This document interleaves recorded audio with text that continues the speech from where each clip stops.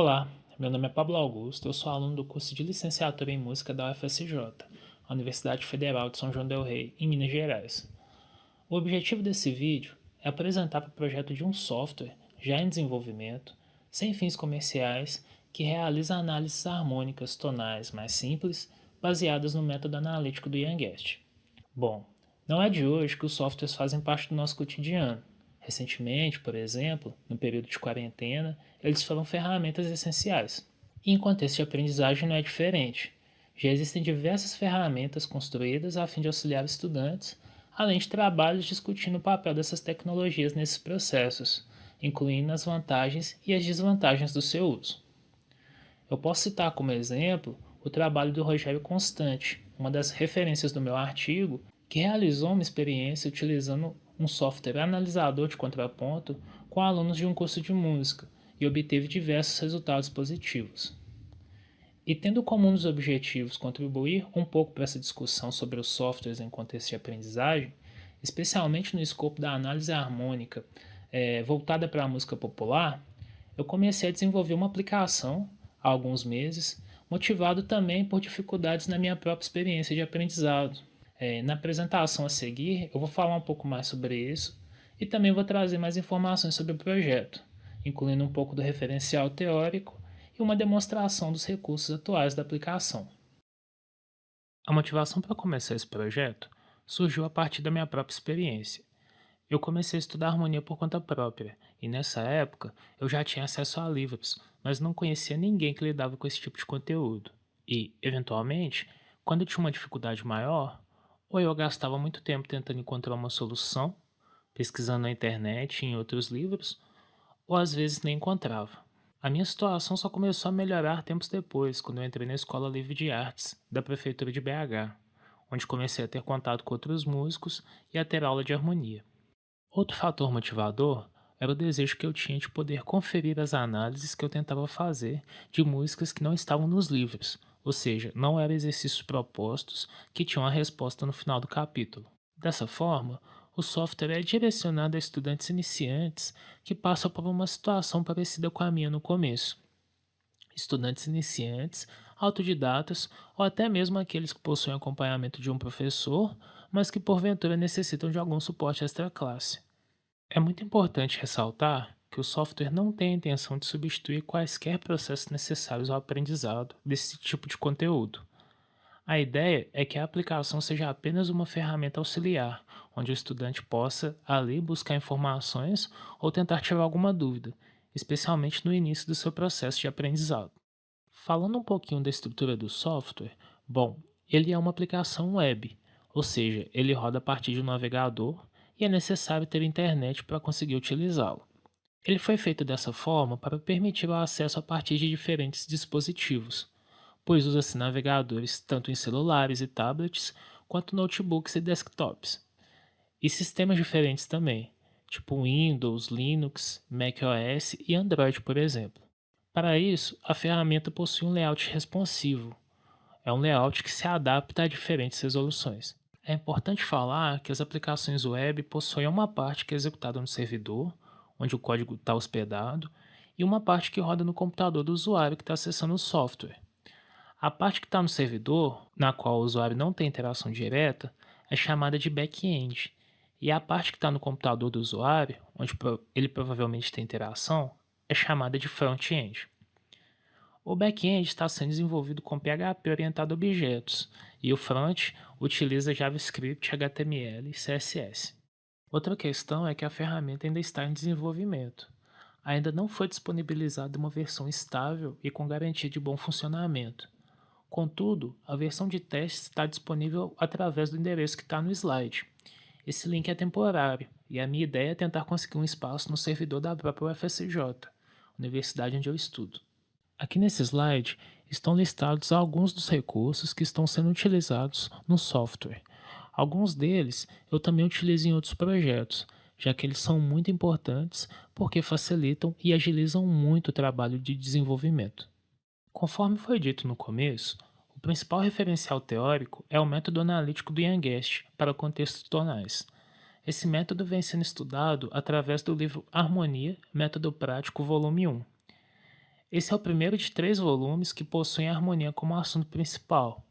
Os 2 primeiros são dedicados à harmonia tonal e o terceiro é dedicado à harmonia modal. Na análise em si, o método do Yan possui elementos da harmonia funcional, que, segundo a Almada, é um tipo de análise onde os acordes são considerados como blocos prontos e representados por meio de cifra, desconsiderando, na maior parte das vezes, a condução das vozes do acorde. E esse tipo de análise também é bastante utilizado na música popular.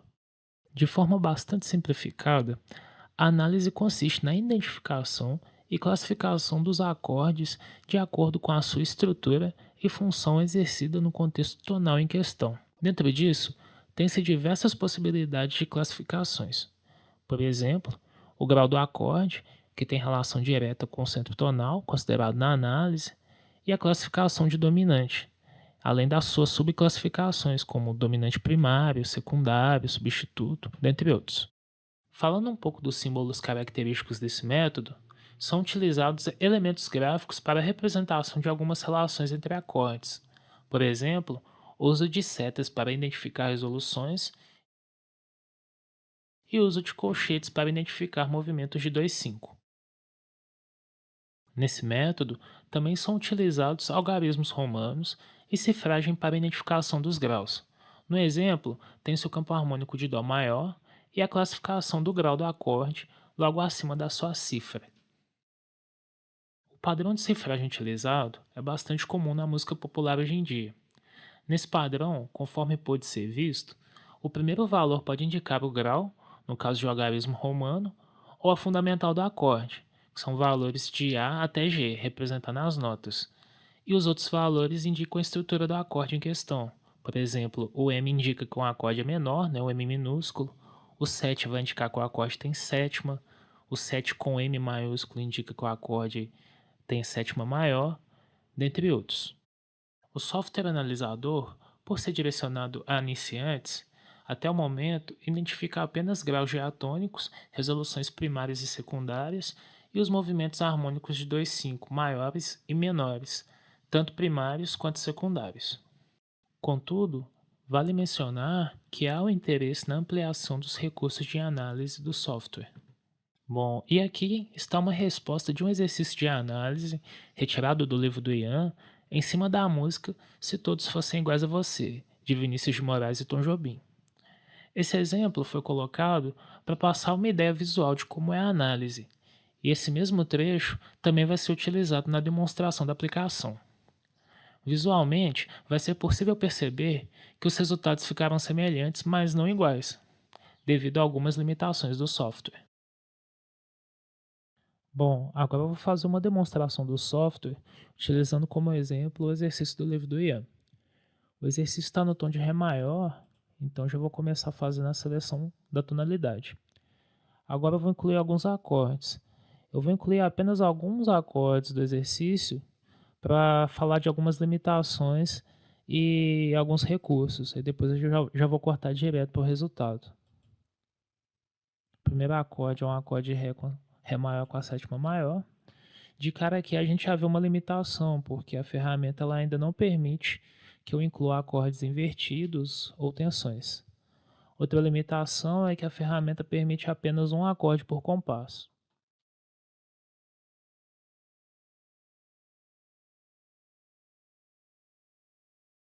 Para cada acorde que foi inserido, eu tenho uma lista de opções embaixo. A primeira opção é para alterar o acorde, a segunda opção é para excluir o acorde, a terceira opção são algumas informações do acorde, por exemplo, as notas que fazem parte da estrutura dele, e a própria estrutura intervalar. E a última opção é para a reprodução sonora do acorde. Eu também posso reproduzir a sequência inteira. Eu tenho a opção de loop também, se eu quiser. A ferramenta também permite que eu altere a ordem dos acordes. Outro recurso que a ferramenta tem é se caso eu recarregar a página, fechar e abrir de novo, ela salva por um tempo a progressão que foi inserida e te dá a opção de recarregar. Agora eu já vou cortar essa parte da inserção e vamos direto para o resultado da análise. Bom, agora eu terminei de inserir os acordes e aí vamos ver o resultado da análise.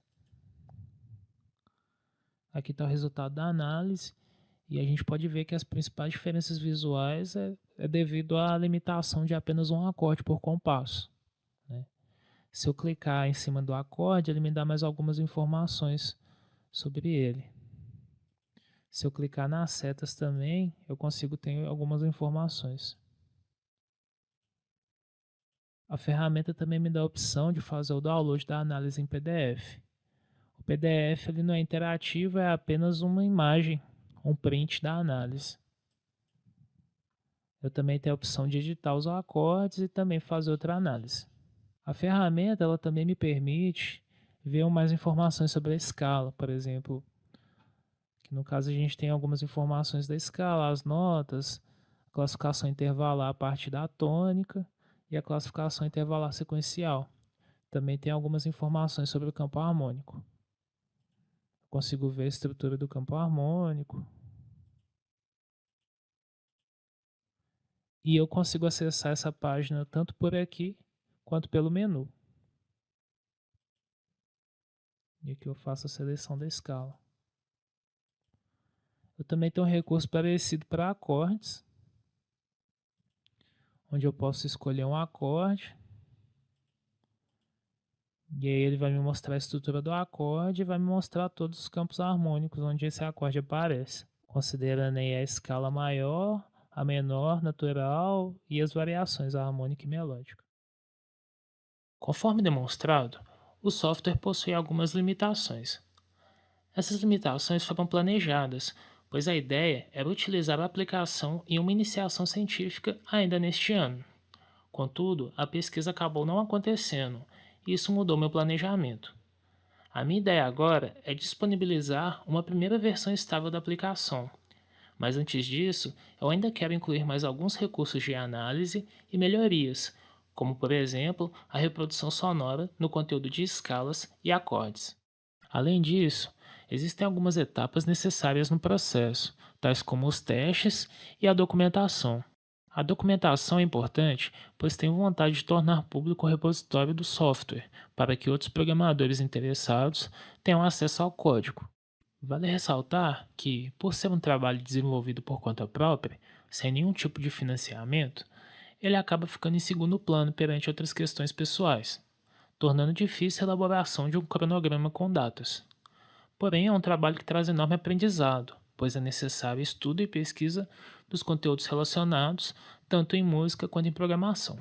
E o último ponto do slide é que eu realmente tenho interesse na realização de uma pesquisa com estudantes, talvez até buscando parcerias com instituições que ensinam esse método de análise, a fim de realmente verificar a utilidade dessa ferramenta, de forma a motivar ou não a continuação desse trabalho, além de contribuir com dados, né, sobre o uso de software em contexto de aprendizagem.